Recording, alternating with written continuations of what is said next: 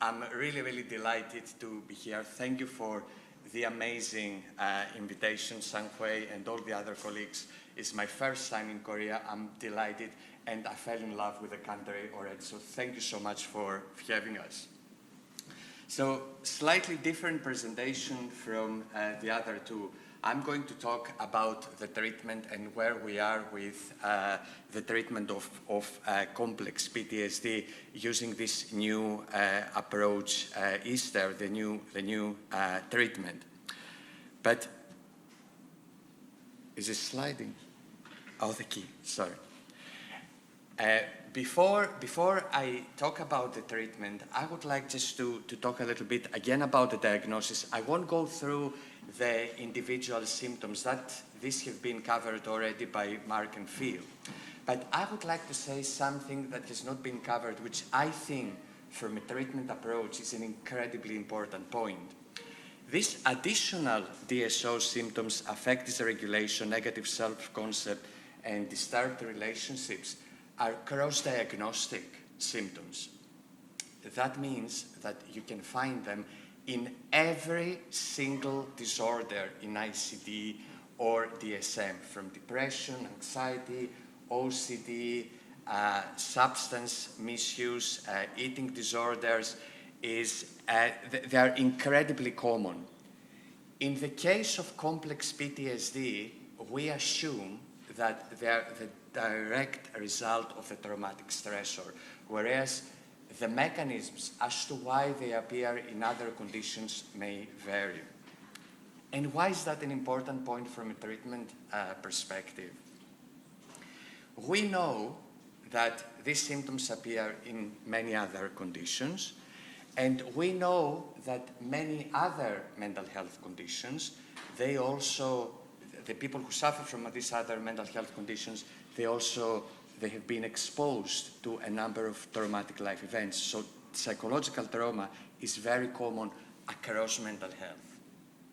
So does this mean that the complex PTSD as a new diagnosis is not only a game changer for treating traumatic stress in those who have been exposed to psychological trauma, but maybe is a game changer in treating other conditions as well? Because most of the people with mental health problems have been traumatized. And hopefully that will make sense in a minute or two. So for example, I cannot go through all the different conditions, but just I would like to highlight a few important examples. First of all, psychosis and complex PTSD. We know, for example, from this data, there are more data on this, that there is a group of individuals in the general population and in clinical populations, this is the top continuous line, who endorse all symptoms of psychosis and complex PTSD. We also know that many people we see in our clinical practice, they do suffer from physical health problems. Okay? In fact, the presenting problem in clinical practice won't be a re-experiencing or avoidance or any psychological distress of any kind. It might be a lower back pain that is so severe that cannot shift. And again, there are data to suggest that the DSO symptoms in this particular example mediate the relationship between childhood trauma and somatic problems, indicating that if we do something about these DSO symptoms, that can potentially have an impact on the somatic problems. So the possibilities of treating a number of clinical nightmares are truly, truly limitless. And the final and very, very briefly example that I would like to mention is the association between borderline personality disorder and complex PTSD. And when the ICD was published, many people thought that complex PTSD is a new name for borderline personality disorder. But we know now that the two conditions are largely distinct, and this is what this network model suggests. I won't go into the detail.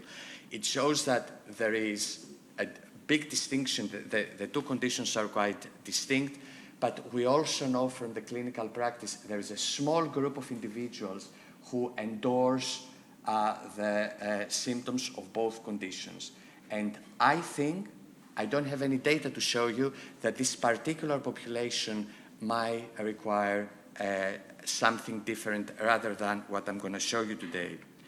But again, from a clinical perspective, we publish this guideline to distinguish between the two conditions. I won't go into the detail, the reference is there, but what I would like to highlight is that it is the same symptoms, emotional dysregulation, disturbed sense of self, and relationships. The way that they're being externalized in the two conditions is completely different. So, for example, emotional dysregulation in complex PTSD is reactive anger or very low mood and depression, and maybe substance misuse, whereas you expect to see quite a lot of self-injurious behavior and suicidality in borderline personality disorder. Disrupted sense of self is permanently low and very difficult to shift in complex PTSD, but highly unstable, going up and down all the time in borderline personality disorder. And again, as Phil suggested, disturbed relationships in complex PTSD is characterized as a symptom cluster by avoidance in creating and maintaining relationships out of fear that the person will be hurt if they enter or create new relationships. Whereas we know in borderline personality disorder, this symptom is characterized by lots of volatility, up and down all the time again. But I'm going to stop there because the focus is on treatment, but I thought I would take the opportunity to highlight this important distinction. So complex PTSD treatment, where are we? You have heard it already, it's a new condition. There is very limited evidence on the treatment of complex PTSD. But one thing that we know is that there is substantial evidence for the treatment of PTSD. In fact, is one of the most well-researched conditions in mental health in terms of effectiveness studies. In the case of PTSD, this is what most of the evidence look like. Exposure-based interventions such as cognitive behavioral therapy or EMDR. And what does it mean by exposure-based interventions? You help someone to go back to the traumatic stressor. By doing so, the anxiety goes down and the avoidance go down, and that enables the traumatic memory to be integrated in the wider memory network. Okay, just in a very simplistic way to explain exposure therapies. And again, EMDR and cognitive behavioral therapy are equally effective, and they are being recommended by all clinical guidelines all over the world for the treatment of PTSD. However, we all take for granted that these treatments work. If you look at the evidence, most of the work on the effectiveness of these treatments are on DSM-4 PTSD. DSM-4 PTSD largely resembles ICD-11 PTSD, which is a condition of 3 clusters of symptoms. Okay? DSM-5 introduced this new criterion of alterations in mood and cognition, and which actually is very close to the DSO symptoms. There is no evidence or very limited evidence to what these treatments are doing to this particular cluster of symptoms. But we know that they work very well for the PTSD symptoms, for the majority of people at least. The dropout rate from those conditions, in those treatments is quite high, up to 50% in some cases. And the studies that we did in Scotland were about 30 to 35%. And we had great difficulty publishing these findings in American journals because they have a different system there. They wouldn't accept that our studies are valid. the overall recovery rate tends to be quite low, about 40% after accounting for the dropout rates, and overall chronicity persists. But it begs the question whether these treatments can be also effective for complex PTSD. So I spent 3 years of my life doing this, quite sadly, looking at existing evidence. Obviously, complex PTSD is a condition that has been recently described, but it's not a new condition. So in all these trials that have been published in the past, there are many, many people who suffered from complex PTSD.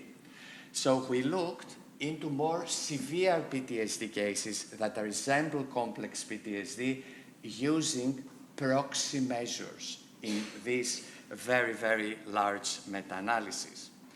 And what we found was that these exposure-based interventions can be useful for some, but not for many, with complex PTSD.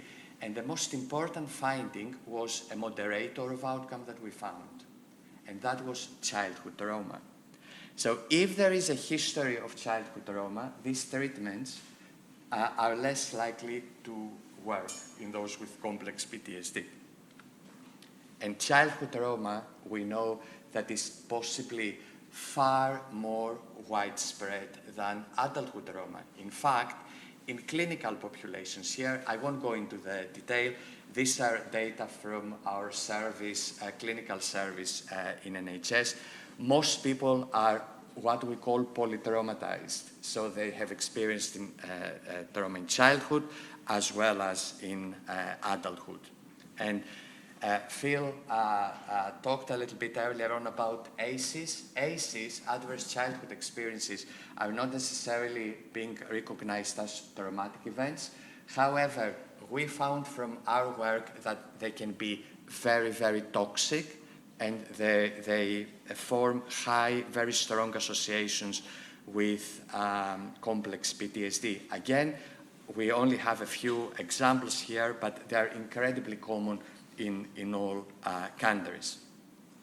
So what do we know about the treatment of complex PTSD? Again, the Herman's model of describing complex PTSD, introduced again by Phil earlier on, a number of symptoms there, very varied and different symptoms, but Herman's greatest influence in practice and in the area of complex PTSD was this phased approach to treatment. So she suggested that if we give treatment in a phased approach, so phase 1, we give people skills on how to regulate their emotions, how, for example, to create relationships or maintain relationships, or how to be in a relationship. These are phase 1 interventions, followed by exposure-based interventions that can be quite useful. And everybody all over the world has adopted this model. We have been using this in the UK for a number of years, but unfortunately, the evidence is incredibly slim. In fact, there isn't any, or there isn't much, so we're all using it in the absence of evidence, and it has been very, very useful. We did again some meta-analysis work on that, and we found that phase 1 interventions can be useful overall, but you definitely need trauma processing work, so both are quite effective. When we put that into the test of with prisoners, female prisoners with complex PTSD, we found that these phase 1 interventions have a very, very little impact on complex PTSD. They are not doing much, so you need both, okay? That strengthens that argument even more. There has been another meta-analysis that has been done, which, to my knowledge, is possibly the largest meta-analysis ever conducted on PTSD. It's called the Insight meta-analysis. And a couple of interesting findings there. That was both for pharmacotherapies as well as psychotherapies. First of all, psychotherapies tend to produce have more impact on the symptoms that resemble complex PTSD. That is one outcome, and that's why the psychotherapies are being recommended as a first line of support. But the other important thing is that multi-component interventions, very similar to phased interventions, but not being offered sequentially. So you have the skills and memory processing. You are not offering them sequentially, you offer them together in some sort of way. These types of interventions are being associated with the greatest impact. And another really, really important thing which I talked earlier on was in relation to the high dropout rate. Acceptability of interventions in the area of trauma is quite important because people are coming to the clinical practice, they talk about very sensitive issues, and maybe exposure type of interventions at times can be very, very harsh. So trying to create interventions that are acceptable, mild, is quite important because that is associated with engagement. And certainly patient-centered or person-centered approaches are the way forward in the field. I mean, you're all, there is a large number of nurses here, so I don't think I can educate you on person-centered care. You know the 4 basic principles. The same principles apply to the treatment and psychological care. Dignity, respect, coordinated care, and putting people on the driver's seat of their care. Okay? These are important principles of person-centered care. So we brought all that evidence together. There are quite a few other different pieces of evidence that brought to that moment where we made a recommendation of what would be an appropriate treatment model for complex PTSD, and we suggested modular therapy as a good way forward, okay? Marilyn Cloyter and myself. So what we suggested, what is this modular approach to treatment, is we are doing an initial assessment at the beginning to try to see what the presenting problems are and do a case formulation. We are very, very excited about the latest work of the ITQ with clinical checks because clinical interviews take quite a bit of time. So that will help quite a lot in this initial phase of assessment. And then therapist and patient, this is the person-centered component, decide on specific CPTSD clusters to target the sequence of that targeting based on preference, readiness, and severity. So, for example, someone is coming to for treatment, you do an assessment, you decide, okay, I'm going to target emotional regulation first. So you offer a course of treatment, you do an assessment at the very end just to see where this person is with their symptoms in this particular cluster and or the other cluster, and again, in collaboration with the patient, you decide on the next therapeutic target. And you go on and on and on until the whole syndrome has been resolved. So this is what modular therapy is, and it is truly a person-centered approach.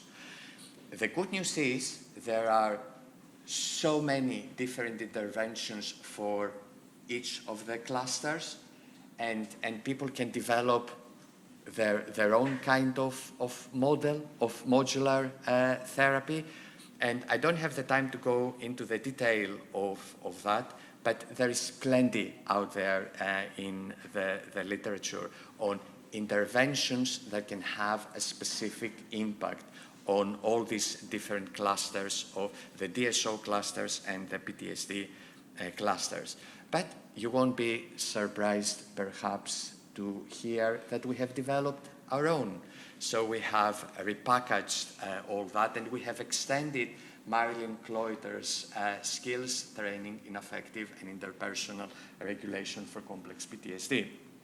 So this is 25 sessions in total, 6 sessions per DSO cluster, plus one module for the PTSD symptoms, and a formulation session at the beginning.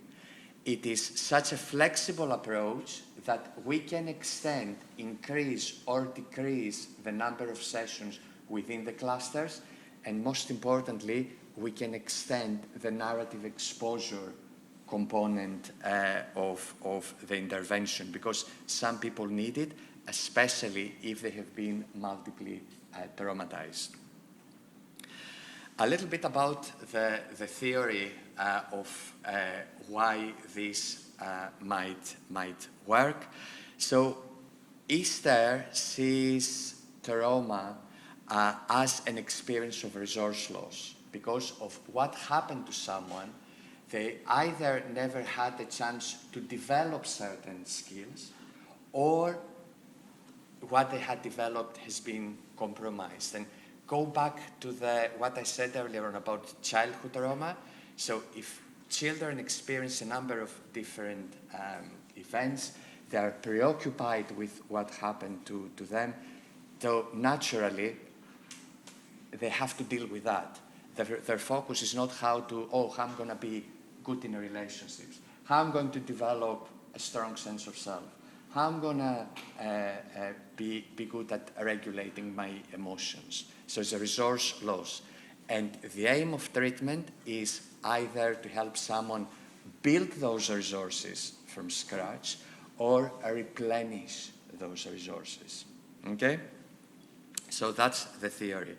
So the 4 modules, they're all doing different things, but intervening in one cluster, and we know that from the research that Mark presented earlier on, they're highly correlated. So doing some work in one module, that will possibly have an impact on the other modules. But they're all doing different things. For example, affective regulation, emotion management, stress tolerance. In the negative self-concept, we are a big component is compassion and mindfulness skills to help someone accept who they are and being able to acknowledge their strengths and limitations. Disturbed relationships is all about skills on how to be in relationships in a functional way, and the narrative exposure, very mild written exposure, trying to help someone processing the traumatic memory. Okay, and I would like to end this talk as Mark took 5 minutes from my time earlier on. So I apologize if that felt a little bit rushed, but this is perhaps the most exciting piece of work that we have completed, the RESTORE trial, which is a pilot trial of ESTAIR for veterans with complex PTSD. And we compared ESTAIR versus treatment as usual. Treatment as usual in that particular case consisting of receiving mental health assessment by a trained mental health professional and some psychoeducation. There is another piece of work that we have just completed just to see what is being offered out there for complex PTSD currently, and the variation is huge.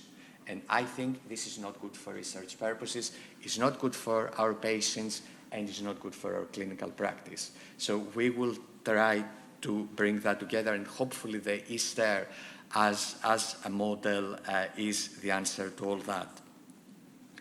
The results have been astonishing. Comparing ESTAIR with TAU, massive reduction of symptoms in the ESTAIR group compared to the TAU. But before I go into that, the dropout rate was very low in both groups and equivalent, 18%. You would expect in a trauma-focused therapy there would be a little bit more versus 11%. Very safe treatment, no adverse effects. And we know in talking therapies, we are not. I'm the serial offender. We were not tracking any adverse events. Now we are tracking for ESTAIR. We know that this is a safe treatment. Sufficient and significant reduction for both PTSD symptoms and the DSO symptoms. Massive effect sizes, and I know it is a pilot study, but certainly there is a good signal for efficacy there. So we are all very, very excited about that. And at the end of treatment, 84% in ESTAIR were symptom-free, compared to 18.2% in TAU. So the effects were truly, truly magnificent. And obviously, I won't advocate that if we replicate that, we will get the same results. And we need bigger studies, which we try to do at the moment. But the funding landscape in the UK and internationally is not that good, but hopefully we'll be able to produce more evidence on ESTAIR over the next few years. But certainly initial findings look outstanding. And something which is quite important, not just for ESTAIR, but for all treatments. Mark talked earlier on about how the different ways of describing PTSD and complex PTSD. So we know that from clinical practice that the way that someone presents can be quite individual and presentations can be quite idiosyncratic. That perhaps from a treatment perspective calls for personalized treatments. That is the way forward, and hopefully not just for ESTAIR, but for all different treatments across the board. But to do this piece of work, you require large data sets. And hopefully that will inspire some of you here to do further work on that and help in that direction. Finally, I would just like to bring that to a close with a few conclusions and directions for future research. It looks as if that modular and multi-component therapies like ESTAIR is the way forward for complex PTSD. Saying this, there are a number of other treatments, trauma-focused CBT, EMDR, that also need to be tested against complex PTSD, and perhaps the different treatments have to be compared against each other. Definitely more work in personalized care in the future, and is a fantastic opportunity to look into complex PTSD symptoms in other mental health conditions. We did a piece of work with people with psychosis. Again, a small trial called the Picasso trial. I know it sounds very, very artistic of us. And because that was a feasibility trial, I cannot give you any findings, but it looks as if, again, is quite a useful framework using modular approaches, trauma-informed care in people with a number of different conditions. So thank you very much again for having me. Apologies if that came across a little bit rushed. I won't make any attempt to speak Korean, but hopefully Google translation there would do the trick. Thank you very much.